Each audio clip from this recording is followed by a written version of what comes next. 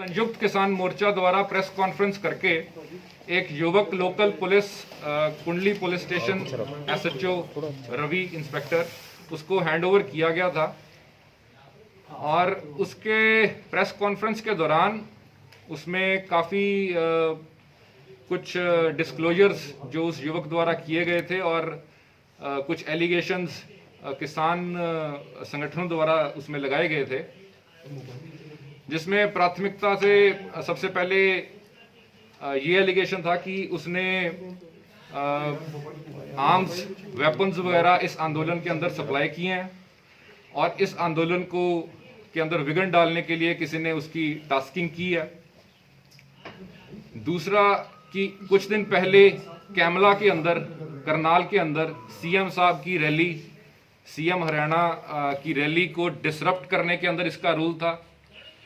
तीसरा जो reservation agitation था 2016 की फरवरी का, कि उसके अंदर भी इसका रोल था। तो इन तमाम एलिगेशंस के ऊपर हमने कल जब जैसे ही हमारे को युवक ये हैंडओवर हुआ था तो हमने एक खास टीम बना के डीएसपी विपिन काद्यान, एसएचओ कुंडली इंस्पेक्टर रवि और सीआईए 1 इंचार्ज इंस्पेक्टर विंदर के अंदर के साथ हमने एक टीम कॉन्स्टिट्यूट की थी।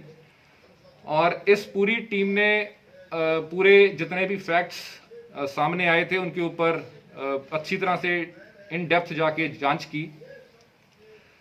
अभी तक की जो प्रिलिमिनरी जांच हुई है उसमें ये चीजें आई हैं कि सबसे पहले जो एलिगेशन था कि कोई एसएचओ राई इंस्पेक्टर प्रदीप का एलिगेशन था कि जी कोई किसी ने उसने उसकी टास्किंग कर रखी है। तो सबसे पहले तो हमारे पास ना तो कोई प्रदीप नाम का इंस्पेक्टर जिले के अंदर है और ना ही कोई प्रदीप नाम का मुलाजिम राई थाने के अंदर है। दूसरा, कुछ उसके अंदर एलिगेशंस थे कि इसके पास लैंडलाइन नंबर से कुछ कॉल्स आती थी, तो वो भी बिल्कुल किसी भी उसकी हमने कंप्लीटली उसकी डिटेल्स सारी हमने निकाली हैं। ऐसा कोई भी सबूत नहीं आया। जब 10 तारीख को सीएम साहब की रैली करनाल के अंदर हुई थी उस टाइम पे भी ये वहाँ पे हाजिर नहीं था और ना ही किसी करनाल के व्यक्ति के साथ इसका संपर्क था। और पिछले हमने लगभग 4 महीने की इसकी पूरी एनालिसिस किया, ये किस किस के संपर्क में आया, तो कोई अभी तक इन चीज़ों के ऊपर कोई ऐसा सबूत नहीं आया जो इन चीज़ों के ऊपर कोई मुहर लगाए या पुष्टि कर सके। और इसने जो पूरे कल प्रेस कॉन्फ्रेंस के दौरान जो चीज़ें इसने मानी थी, आज पूरी जब डिटेल में इससे पूछताछ हुई तो इसका पता लगा कि ये योगेश रावत 21 साल इसकी उम्र है और ये न्यू जीवन नगर सोनीपत का रहने वाला है। इसके जो फादर हैं वो कुक हैं, यहीं पे लोकल काम करते हैं। मदर जो हैं इसकी वो भी डिश वॉशिंग का यहाँ पे काम करती हैं। कुछ टाइम पहले ये यहाँ पे कुंडली के इंडस्ट्रियल एरिया के अंदर एक फैक्ट्री के अंदर काम करता था, लेकिन कोविड टाइम्स के दौरान इसको काम से निकाल दिया गया। तब से ये अनएम्प्लॉयड था और ये कुछ दिन पहले 20th को ये सुबह दिल्ली गया था।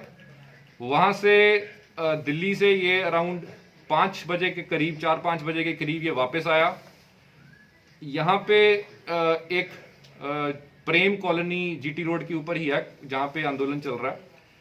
वहाँ पे एक चाउमीन की रेडी है, वहाँ पे इसने चाउमीन खाए और वहाँ पे जो लेडी थी जिससे इसने खाया उसके पास रेगुलरली ये पहले भी 1-2 बार गया था, तो उसको भी हमने शामिल जांच किया।